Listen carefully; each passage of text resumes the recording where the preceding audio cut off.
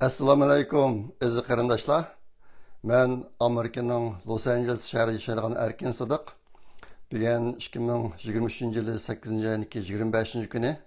Hozir 2 haftada bir qatim qiladigan naq maydonni boshlayman. Bugun jami 11 mazmun bor. Uniki birinchisi bir uqtirish. Sizlarga burun ancha-muncha deb kelgandim. Bu yil 9-oyda İstanbul'da 20 leksiya degan bir faoliyatni o'tkazadiganligimiz haqida.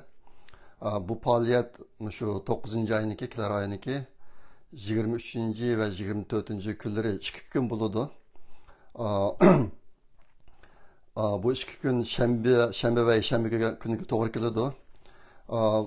Buningda biz o'tgan yil 12-oyda boshlab uqtirish chiqarib, undan keyin uçuk aşkara çakır qilib chet eldagi ziyonlarni maqola yozadigan qarindoshlarni shu hozir Uyg'urlar duch kelgan masala, bu masalalarni kelib chiqish sabablari va uni hal qilishniki chora tadbirlari haqida qalam tavritib bizga maqola yo'llashini biz iltimos qilgan. Shunga binoan bu ishlar izchil davomlashib, hozir 37 nafar yozuvchi 44 parcha maqola yo'lladi bizga. Yo'llagan maqola bundan ko'p endi. Tasdiqlangan shu maqolalar soni shunchalik. Bu vaqtda chorshanba kundagi Uyg'ur axborot markaziniki videosida biroz mazmun bor. Bu texnik ko'p mazmunlarni bundan keyingi shu videolarda o'tirib sizlarga deb bermoqchi. Bo'libmi tushgan maqolalarniki temaları ve avtorlarniki ismlaridan tatip sizlarga deb beramiz. Leksiyaga berishdan burun buni anglab qo'ysizlar.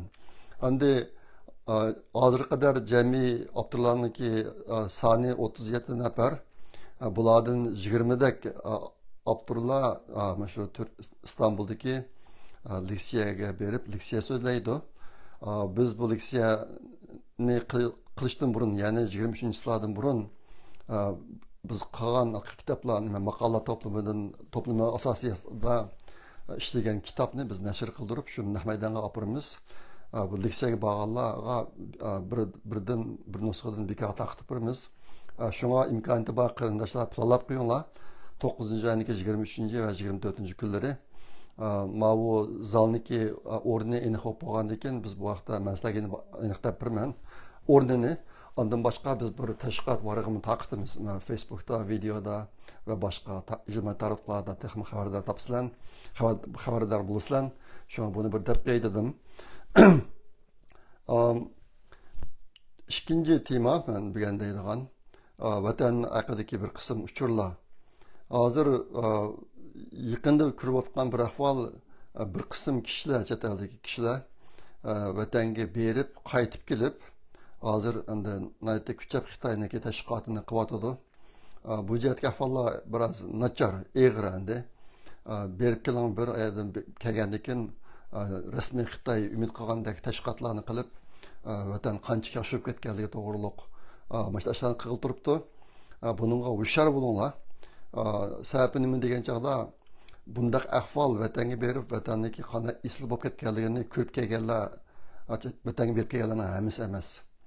Bir qism kishilar bo'libmi Xitoy hokimiyatiniki ichida biroz orqa turgi bor kishilar mushlarda biroz kuchayotidi. Buniki hozir eng yomon oqibati nima desanglar, Xitoyniki Uyg'urlar ustidan yapgan irqiy qirg'inchiligini normallashtirish. Bu Xitoyniki maqsadi tashqatni qilib mushsadan kuchayotidi bo'lar. Endi bir qism Uyg'urlar bunga yordamlashib turibdi. Shunga bundaq adamlarniki sizni anglagan qarindoshlar biroz hushyor bo'lsanglar bo'ladi.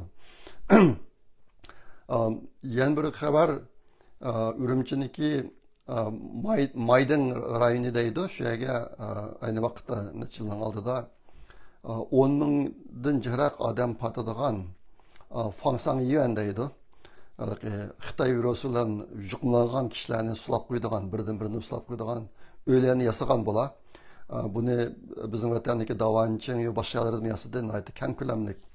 Hozir endi shu Maydin rayoni degan bir rayondagi 10 ming kishilik, 10 mingdan jiroq odam patadigan o'ylarni Xitoyniki shirkatlarga ko'tarib berib o'tibdi. Bu Xitoylar buni nima ishlatadi ekan desanglar, shu qul ish qilib majburiy emgak qilayotgan Uyg'urlarniki yetib qopishga ishlatadi ekan ya'ni. Amaliyotda u yerda yetib qopadigan Uyg'urlar hargiz u yerdan qochib ketolmaydi boshqa yerga. Xuddi lager turmaga o'xshashandi.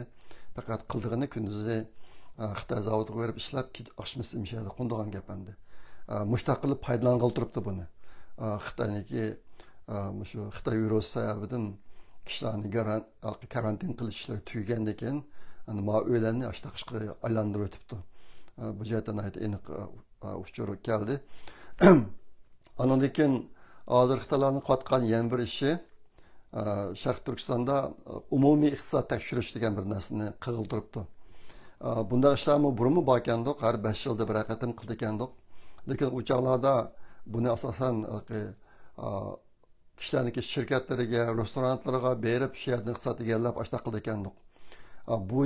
Bu qatimki bir cho'ng farq burun qo'llasishgan chog'da hamma odamlarniki uyga berib tashlab turibdi. Tashrishni boshlabdi hozir umumyuzlik iqtisod tekshirish degan bir narsa bilan. Bu narsalar o'tgan hafta sizlarga degan ahvollar bilan biroz munosabat deb o'ylayman men. U nima degan chog'da hozir Xitoyniki iqtisodiy intayin nachalishib ketdi. Qarzga bo'lib ketdi Xitoylar, yerlik hukumat. Endi bular pul tepishning amalini qilib, shu xalqlarniki xalqlar yiqqan pullarni bu munosabat bilan musodara qilish mushning kuyida qotgan ish deb o'ylayman. Endi uyga berib tekshirishga bir sabab ehtimol karatning ostida qarab beqish mumkin. Xitoy hokimiyat ichida nayta ko'p sondagi pulni, ko'p miqdordagi, zo'r miqdordagi pullarni uyga kirib olib, karatlarning ostida naq pul shaklida saqlayotganlar chiqandi. Shunga o'yini tekshirgan vaqtida karatlarni ham qarab baqilib bo'ldim. Men ashtarada tushundim buni. Ilishkin sizlarga o'tgan qatim bir Xitoy ayol doktorning ahvolini deb bergan. U rak nima ko'ksarak ishini davolaydigan ayol ekan. To'plagan mablag'i 40 necha million, uyda saqlagan naq pul 4 million yuandan ko'p endi. Bunda pullarni saqlamak xili tez endi. Hozir shu ashundaq yaqinqi 10-20 yilning mobaynida Xitoyniki sistemadagi chiriklik vositasidan foydalanib qo'yib ketgan kishilarniki pulini musodara qilish mushun kuyida hozir endi buni butun hamma fuqarolarga, bo'lib Uyg'urlarga kelgan chog'da hamma fuqarolarga ko'paytib olgandek qiladi. Men bir ahvolni angladim. Andan keyin xabarlarda ba'zi Xitoy kishilarni chet elga chiqishni, chet eldan kirishni biroz rag'batlantirayotgandek ishlarni qilyotdi. Bunga butunlay qarshi holda Qozog'istonga berib kelayotganlarning soni intayin oz ekan. 20-30 oila degandek darajada bek oz deydi. Mush bir xabar angladim. Endi yana bir cho'ng ish hozir vatanda bo'layotgan. Vatandagi tutish oxirlashmadi. Bizga bu jihatda ancha-muncha xabarlar kelyotdi. Ijtimoiy tarmoqlarga chiqyotdi. Burun bir oylaki Uyg'urlardan birini tutmoqchi bo'lsa, Xitoy saqchilari necha nurg'un mashinalar bilan mashina qattiq vaqirtib turib, berib tutib ketib unda qiladi ekan burun. Hozir endi buning shaklini o'zgartirib, tutmoqchi bo'lgan odamga yonfonda, telefonda uchirmangdir ekan. Bugun kuni soat manchida saqchi idorasiga kelgan deb. İşte saqchi idorasiga bordi ekan, shu yerda tutdi ekan bularni. Demak, hozir endi burunqidek cho'ng davron g'aj-g'uj ovozlarni chiqarmaylam, jimjit tutilgan odamlarni o'zi kildigan ashta qiytibdi hozir. Hozir tutilayotganlarning ichida Amerikaga berib kelgan, Turkiyaga berib kelganlar mutlaq ko'p sonni egallaydi ekan. Shularni bahra tutqul turibdi. Shu bu ishlar hech qanday oxirlashmadi. Ondan keyin hozir yaqinda bo'layotgan yana bir ahvol vatandan sirtqa chiqmoqchi bo'lganlarga qo'yilgan shartlar intan ko'p eg'ir ekan. Bu jihatda Xitoylar xilla g'aljirilishibdi endi.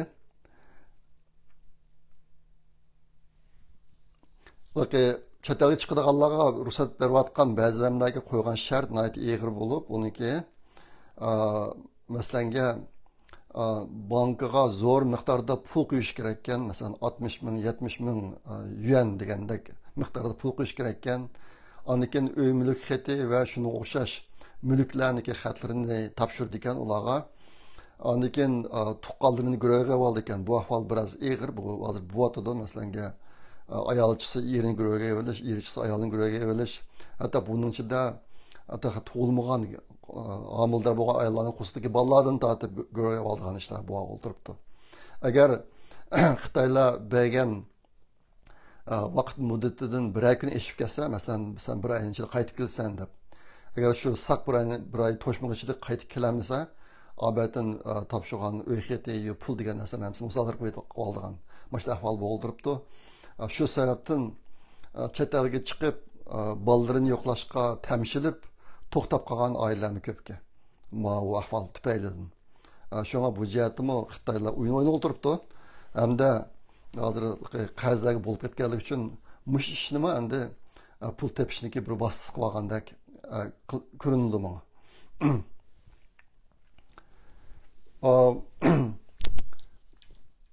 Bugün deyilgan 3-cü mazmun aslida bugun chiqarmoqchi NASA xalqaro olam punktiga bir olam ushqiri chiqarmoqchi, buni ertaga kechiktiribdi.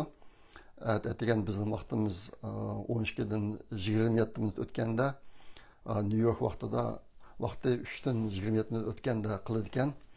NASA'niki bir olam ushqiri xalqaro olam punktiga bormoqchi. Bunun ustida 4 adam bor. Uniki birisi NASA'niki adamı, yana birisi Yevropa olam idorasining adamı, yana birisi Yaponiyaniki, yana birisi Rusiyaniki. Ashta qilib 4 davlatdan 4 adam chiqadi ekan. Bu chiqadigan olam ushqiri Elon Musk'niki SpaceX degan shirkatiniki Dragon spacecraft deydi. Dragon degan Haydarha degan gap. Haydarha nomli olam ushqirida chiqadi ekan. Buni Falcon 9 degan raketa chiqadi ekan endi. Chunki bu ish aytadi ekan yuz bermoqchi. Shuni deb qo'ydim.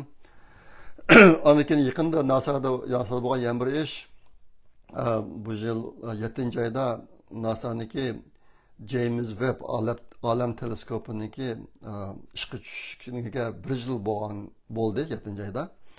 Shu munosabat bilan NASA bir yangi koinotga oid yangi rasmlarni tarqatdi.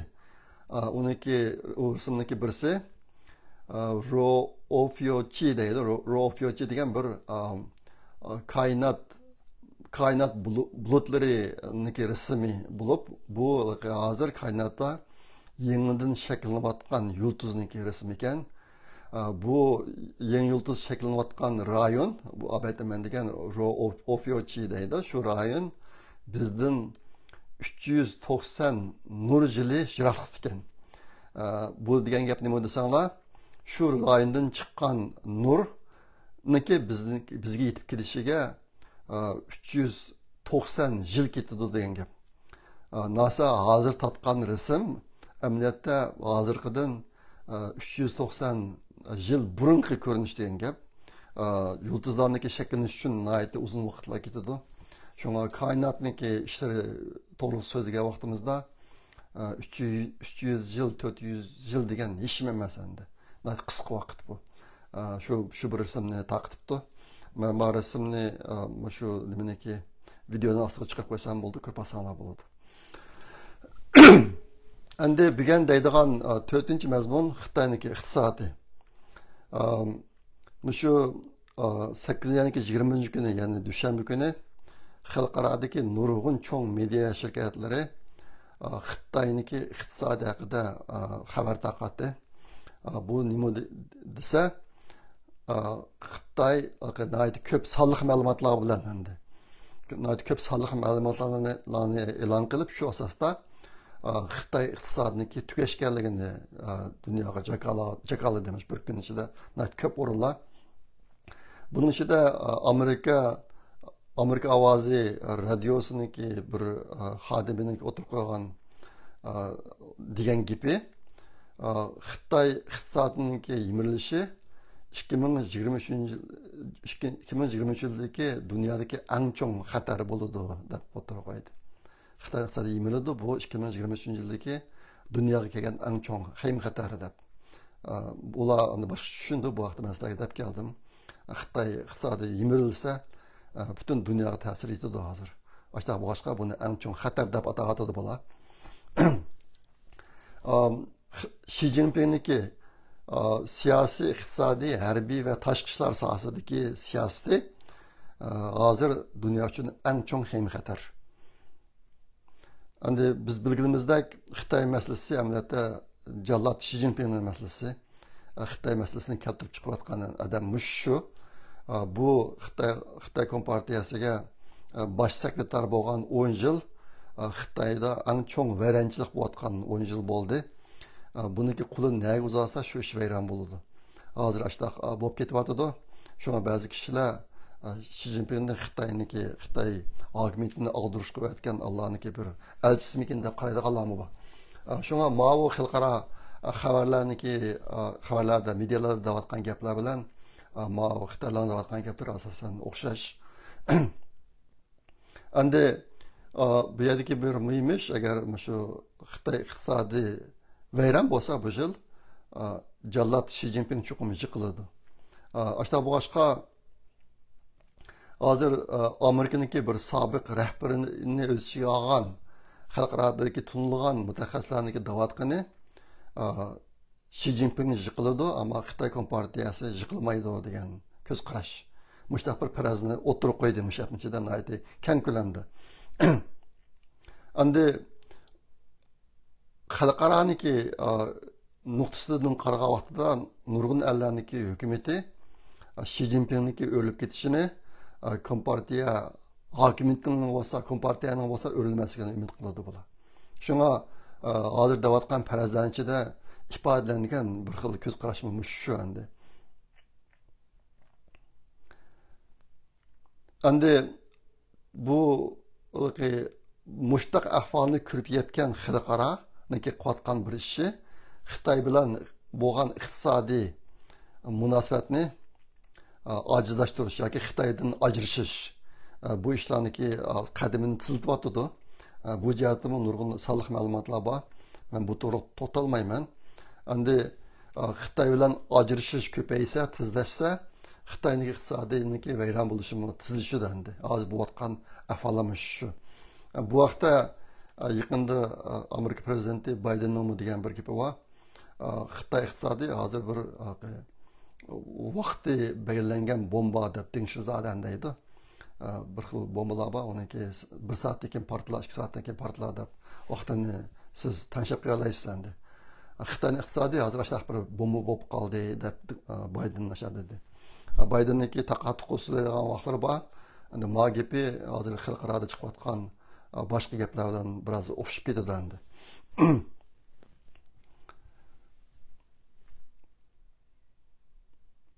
Hozir endi mushu obati men degan so'zlarniki mediaga chiqish bilan tang boshqa gaplar chiqyotdi.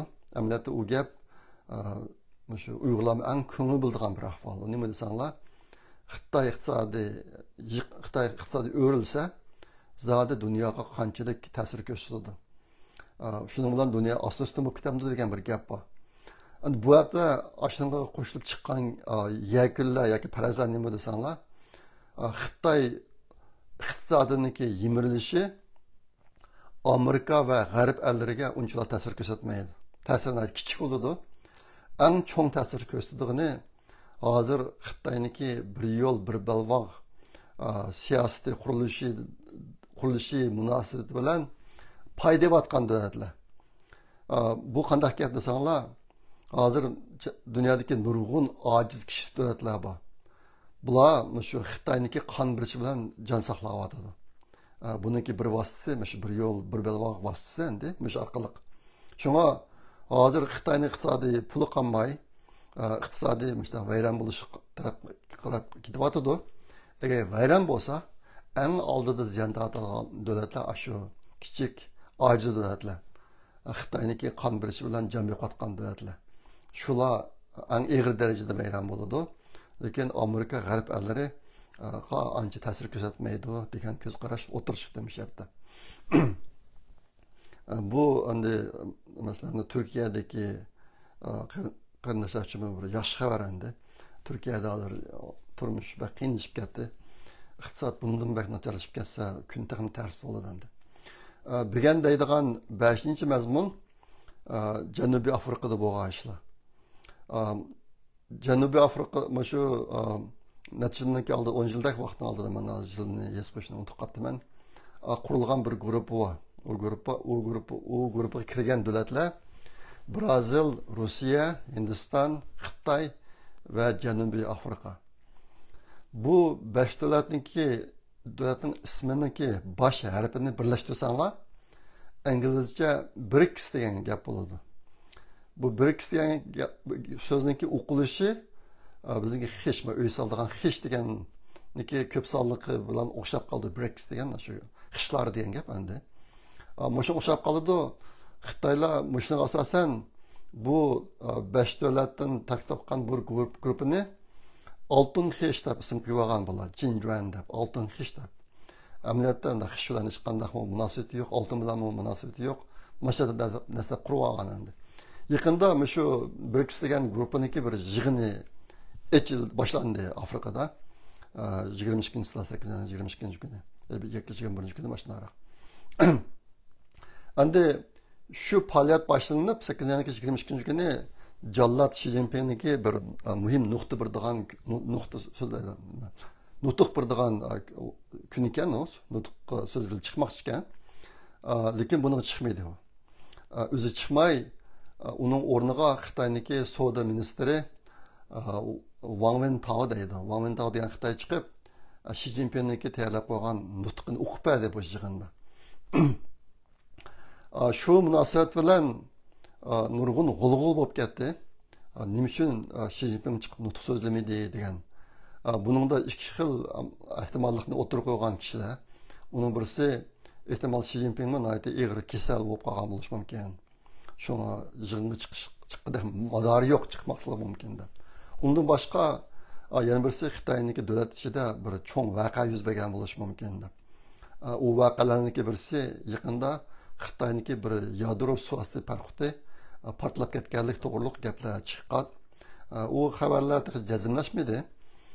Undan boshqa Xitoy davlat ichida yaqinda Xi Jinping raketa armiyasiniki boshlig'ining hammasini almashtirib etdi. Xilji qadam ola. Almashtirib etib,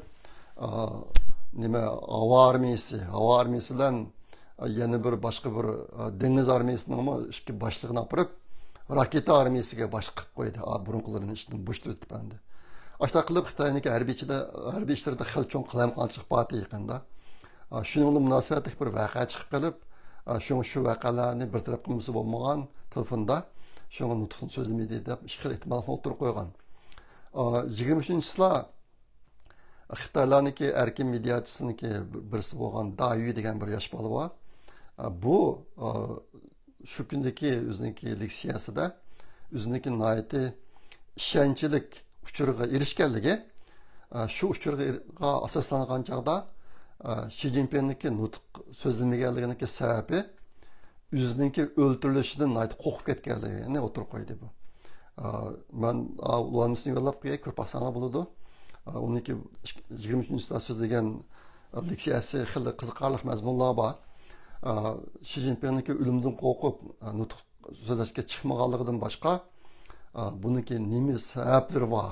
Nima uchun Xi Jinping o'ziniki o'ltirilganligidan bak ansiraydi deganga oid ikki ma'lumotni o'tirib qo'ydi u. Uniki birisi Xitoylarda bir kitob bor ekan. Yusa Shu deydi. Yusa Shu degan oldin parazitlash kitobi edi. Bu kitoblar qachon yozilgan buni uqmayman, ammo Xitoylarning ichida xil keng taqalgan gaplar ekan bu. Shu kitobda deyilishicha 4 qarqushqash bilan bir oqqushqash uchib ketayotganda 4 qarqushqash uchib ketib qoldi ekan, oqqushqash bir taqimi biriga usib o'ldi ekan. Shu kitobda deyilgan gap boshqa ekan, 4 qarqushqash, bir oqqushqash. Kishilar buniki sirni yeshish to'g'ri xil izni boqqan ekan burun. Zaten bu kuşkaşlar nimaga vakillik qildi deb. Hozir endi yaqinqi yangi taraqqiyotlarga asosan ba'zanlar to'rt qor qushqash degani Huaguofeng, Deng Xiaoping, Jiang Zemin va Hu Jintao degan Xitoyniki Xi Jinpingdan burungi to'rt rahbari ular bo'lib oq qushqash bo'lsa Xi Jinping bu taq o'lgani Xi Jinping shunga Xi Jinping cho'qim o'ldirilishi mumkin yaqinqi bir qancha yil ichida degan mushtaq yakunlarni chiqaribdi kishilar. Ondan keyin yana bir ish bor ekan. U nima desa, yer ostidan chiqqan bir tosh bor ekan, toshda xat bor. Mushu xatda kompartiyaniki podshosi o'ldirildi degandek mushtaq bir gaplar bor qilib. O gaplar murakkab ekan. Ma bu bugungi desa chiqishdan burun men uni tafsilot tekshirib, aniqlab chiqishga vaqtim yetmadi. Birinchisi, ikkinchisi men xurofotlik gapirgancha ishim ketmayman. Hozir xil jin gapgan degan gaplarni o'zir ketyapti vaqti kelgan vaqtida. Ashta bu boshqa maoshlarga ko'p vaqt chiqarishni xohlamadim. Buni shu doiy xil tafsilda tushundirdi 23-yildagi leksiyasida. Men ashta ulanmasini yo'llab qo'yay, xalqan qarindoshlar ko'p asanlar bo'ladi. Ondan keyin mushsadagi tarixlarni bilgan tarixchilarimiz sizlarni bir narsa tayyorlab Uyg'urlarniki o'qib o'qishiga yo'llab qo'ysanglar bo'lg'udak. Ashta o'zi qiziqarli gaplar ekan, temalar ekan, ammo meniki vaqtim chiqmadi onunga. Shunga shu Janubiy Afrikada bo'lgan yig'in jarayonida ko'rilgan bir ahvol Xi Jinpingniki yig'in zaliga kirgan vaqtidagi bir g'alati ahvol. Janubiy Afrikaniki bexatarlik xodimlari Xi Jinping bilan birga mangan bir tarjimonni ishga to'sib kirgizmaydi ega. Shuningdek Xi Jinping oldikayni qarab ikkilanib mangaymi deb mangan azroqcha 1 minutlik video buni men chiqarib qo'ygan, Facebook chiqarib qo'ysam nihoyatda qiziqarli bo'lib 4200 qadam kirib ketdi. Mening videolarim unchalik qadam ko'rmaydi odatda. Mana shunaqa qadamni ko'rdi.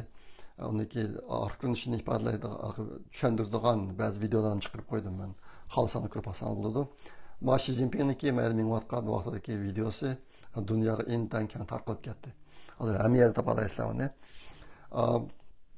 Shu videoda endi Xi Jinpingniki mang'ini qarab turib, uniki hozir qanchalik jismoniy jihatdan qanchalik ojizlab ketganligini ko'rib olgan bo'ladi. Yo'lni aramdan bu ashta bir ahvol bor endi. Namoyon bo'lgan ahvol.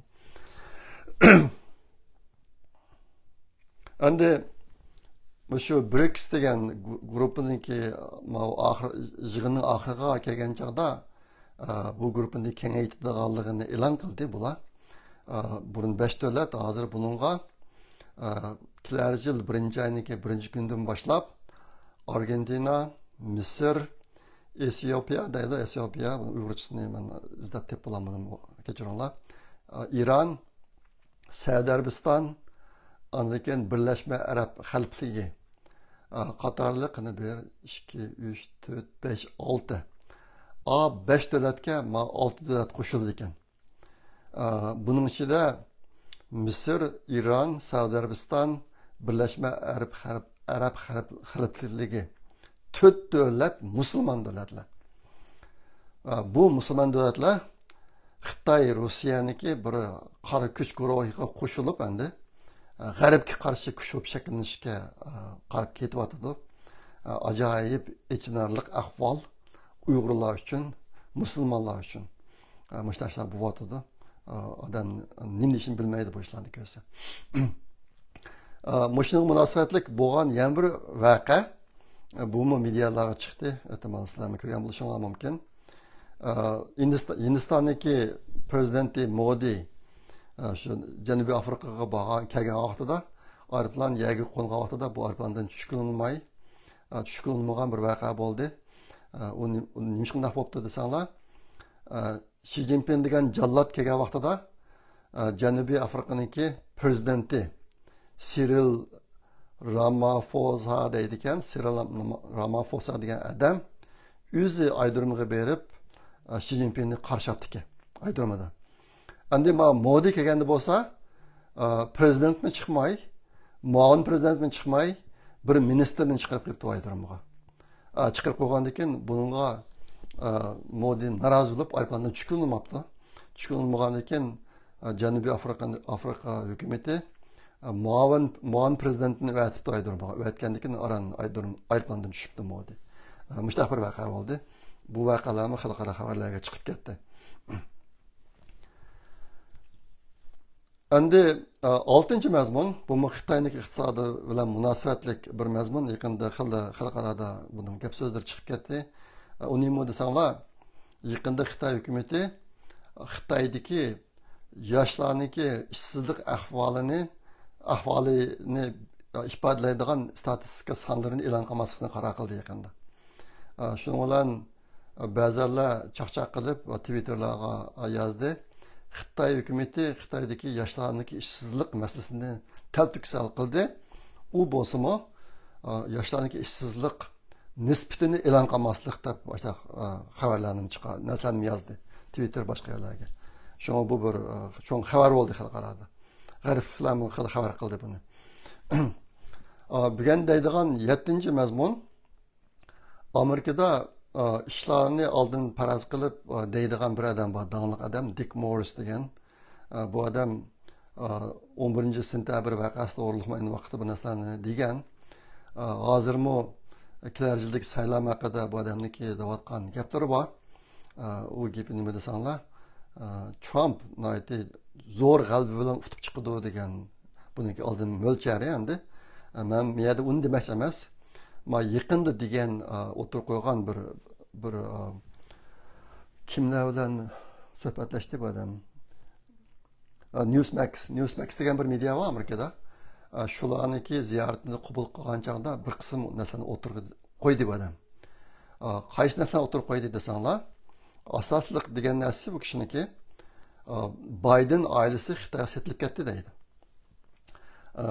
Bu Xitoy bilan chirikchilik munosabati var buning. Ashta bo'g'ashqa bu oila Biden o'zini qo'shib hozir Amerikaniki manfaatini setvatib bordi. Amerikani qurbon qilib bordi degan narsani o'tirib qo'ydi. Bu iqtisodiy masala, iqtisodiy chiriklik ishlari tufaylidan.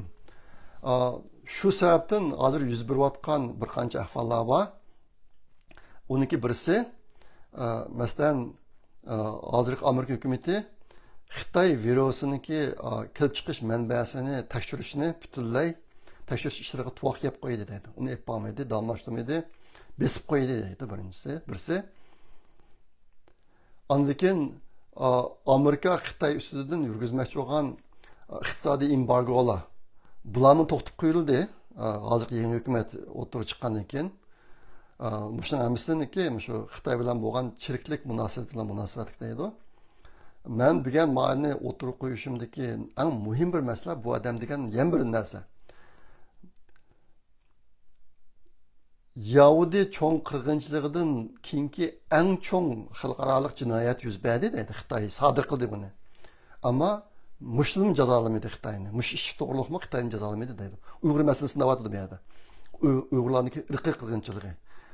Bugun men Dick Morris'niki gapini o'tirib chiqishimdagi muhim sabab shu. Bu odam shu Biden oilasi bilan Xitoy o'tirsida bo'lgan chiriklik munosabati tufaylidan hozirgi Amerika hukumati Uyg'ur qirg'inchiligi masalasida Xitoyni jazolamaydi deydi.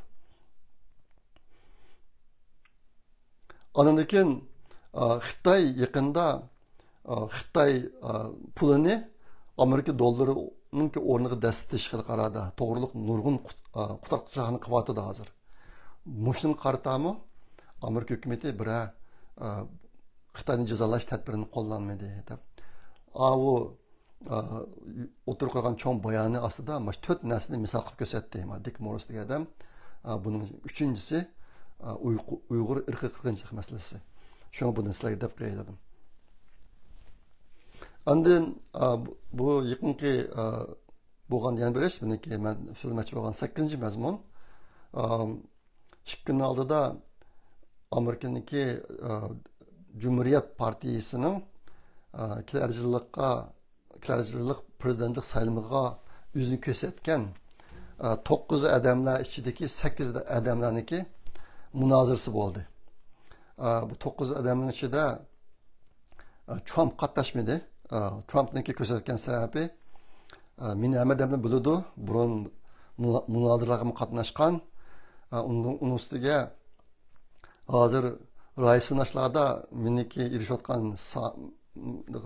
numarim boshqalardan jiq ustun, 20-30% ustun. Shu mening nima jitim bu munozaraga qatnashishimniki deb Trump qatnashmadi bunga. Qolgan 8 odam qatnashdi. Qatnashib bu qatimki bu munozirniki oldingi qatim bilan bo'lgan farqi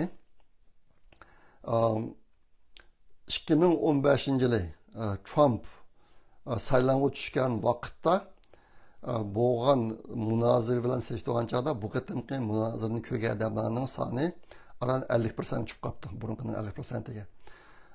12 milyon 800 ming odam ko'ribdi bu qatimki munozirni. Oldingi qatim bo'lsa 24 milyon odam ko'rgan ekan. Bu bir xabar bo'ldi. Ondan keyin bu qatimki munozirdan keyin kim eng utti munozirda deb bu to'g'rimi raysnash berib ekan.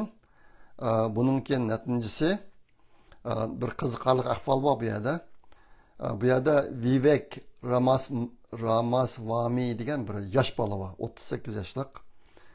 Bu yosh bolani birinchi bo'ldi 8 odamniki munozirasi ichida deydi. Buningki erishgan bileti, raysnashda erishgan bileti 20% ekan.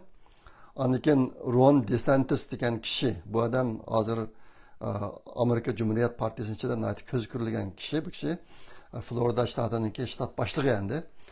Bu odam ikkinchilik erishibdi 21%. Ondan keyin qolib qolsa Mike Pence, burungi muavin prezident, u 11% ga erishibdi. Endi Nikki Haley degan ayol, xonim 7% ga erishibdi. Qolganlarini tilga olishning hojati yo'q, ularning erishgan sonlari oz. Meniki bu gaplarni chiqarib qo'yishimdagi yana bir sabab, hozir Cumhuriyetçiler Partiyasining ichida yana bir yangi cho'lpon chiqyapti.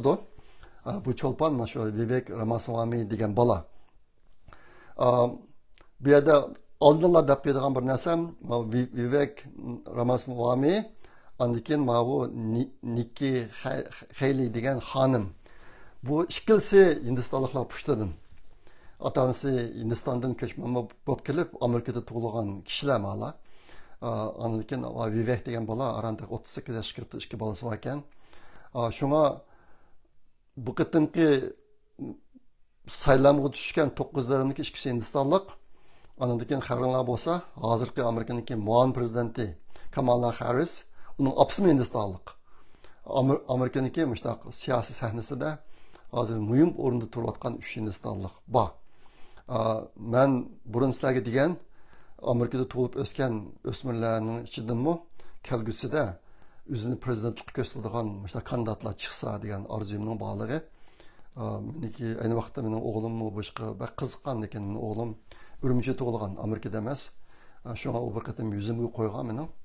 Agar men Amerikada tug'ilgan bo'lsam, kelgusida Amerikaning prezidentlik sayloviga qatnashishdim deb. Men Amerikada tug'moqchi ekansan degan gapni degan. Endi Amerikada tug'ilgan o'smirlar bu ishlarni ko'ngilga tikib, Xudoyim bo'lsa, kelgusida sizlarmi prezidentlik sayloviga qatnashishga tirishib qolinglar. Endi bu Vivek degan Hindistonlik bu bir yangi cho'lpon bo'lib chiqyapti hozir. Bu Vivek bilan bu Nikki Haley bu ikkisi Uyg'urlarga natijalash qiladi. Oshkor deydi gaplarini. Shunga men Vivekniki degan Twitterga chiqqan gaplarini necha oylarning oldinlam Twitterda o'zim nashqatim tarqatgan. Uyg'urlar to'liq yaxshi qilgan bola bu. O'zi Chechen bek. Shunga bu bolaniki orqa ko'rinishini kichkina deb qo'ymaslarga. Ota-onasi 83-yilda ketdi ekan Amerikaga. Men 88-yilda kelganman. Vallahi 80 ota-onasi 83-yilda ketdi ekan. Ondan keyin 85-yilda tug'ilgan ekan bu Vivek Amerikada. Tug'ilib uniki dastlabda o'qigan kasbi ximiyaga deyman, meni bilishimcha ximiya yoki biologiya. Aslında Ohio shtatida bir bakalavrlik unvoni olib ekan. Unvoni olgandan keyin Yale universitetiga iltimos qilibdi.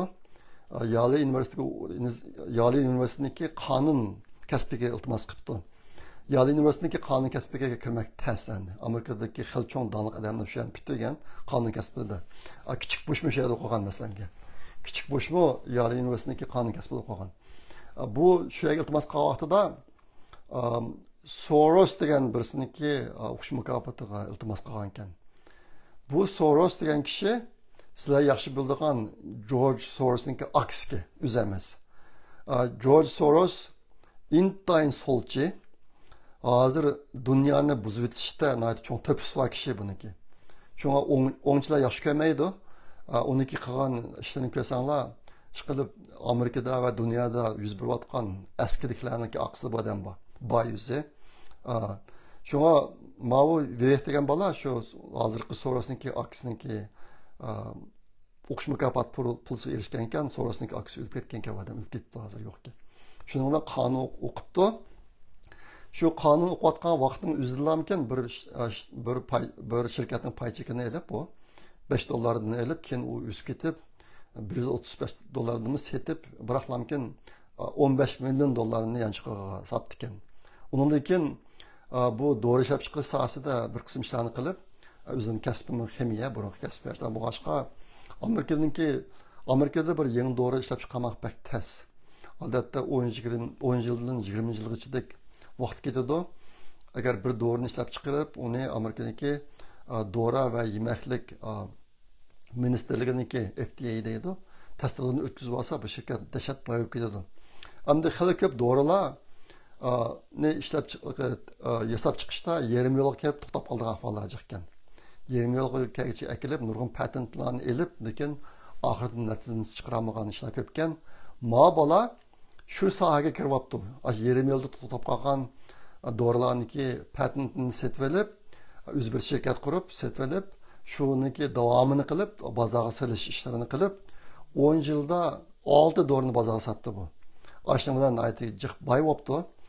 Undan keyin boshqa ishlarni qilib etib, hozir bir shirkatlar bor ekan. Ashna qilib yurib, bu bolaniki hozirgi iqtisodiy boyligi $1 milliard bor ekan. O'zi ashna qilib boy bo'lgan bola, aniken gap so'zlarini anglasanglar, odam yaxshi ko'rgan gaplar jiq buniki. Bo'libmi, hozir Amerikada bo'layotgan ahvollarni to'g'ri kuzatib, uni o'ngshashniki chorlarini, yaxshi chorlarini o'tirib qo'yish jihatlarida nihoyat o'tkir bola bu. Men xil yaxshi ko'rmayman bunday gaplarini. Lekin endi bu bola o'zini setib, oxirida prezident bo'lamamdi degan masala kelgan chog'da mening to'g'ri ishonchim yo'q. Ikki sababdan birisi yosh kichik bo'lganligi, ikkinchisi buni qarsanglarmikin endi bu bola Hindistonlik, Amerikalik emas. Shunga eng oxirida saylash kelgan chog'da zodi saylanmamni qilolmaydi. Mesela köspke ma o qatim çarşamba günü nimaga tushgan munozir tushgan 8 odam buning ichidagi bola Mao endi Vivek degan bola shu Hindistonlik bola. Haralda hozir Cumhuriyetçi partiyaning ichidagi kandidatlar ichida buniki raisni aşağıda evatgan numeri 3-o'rinda turdi hozir DeSantis'ninki lamkin. Ahırda Donald Trump'ın yengelendiğinde o bir gap Donald Trump qağalanınki köp aldı da 20-30 numara aldı da. Aşağı bir ahval var. Şuna bunu qısqacha deb qo'ydim. Bu Vivek'ninki gaplarni bundan xil anglaysizlar. Bu Cumhuriyetçi partiyaniki kandidati jazminish bo'yicha. Bu hozir 9 kandidat var, ahırda bu birga tushdi endi. Birga tushib bo'lgandan keyin qağalarning gapi ancha bo'lmaydi deb o'ylayman.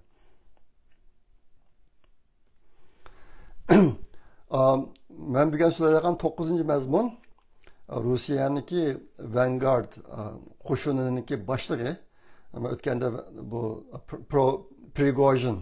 Prigozhinni sizlarga tafsil tushundirgan qanday qilib shu o'ringa chiqqanligini sizlarga tafsil deb bergan o'tganda bu odam chorshanba kuni u yana boshqa 6-7 odam ketayotgan aeroplan Rusiya ichida osmondan tushib portlab odamlar o'ldi. Prigozhin o'ldi. Buniki o'lim sababi to'g'riliq ikki xil ko'z qarash bor. Eng chong ko'z qarash ikki. Uniki birinchisi bu aeroplanni Putin etib tushiryapti deydi. Boshqarilgan bomba bilan, boshqarilgan boshqariladigan bombadan ikkisi etilibdi aeroplanға. Shu sababdan etilib tushib, o'lib, işte bo'ldi deydi. Ikkinchisi, azroq kishilar bu aeroplan nima Belorussiyadan uchishdan burilgankan, aeroplan ichiga bomba qachilab qo'yilgan ekan.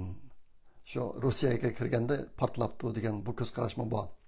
Endi bugun Amerika hukumatidagilarning degani birinchisi buni Putin etib tushirayotgan degan shu ehtimollik cho'ng degan narsani o'tirib qo'yibdi.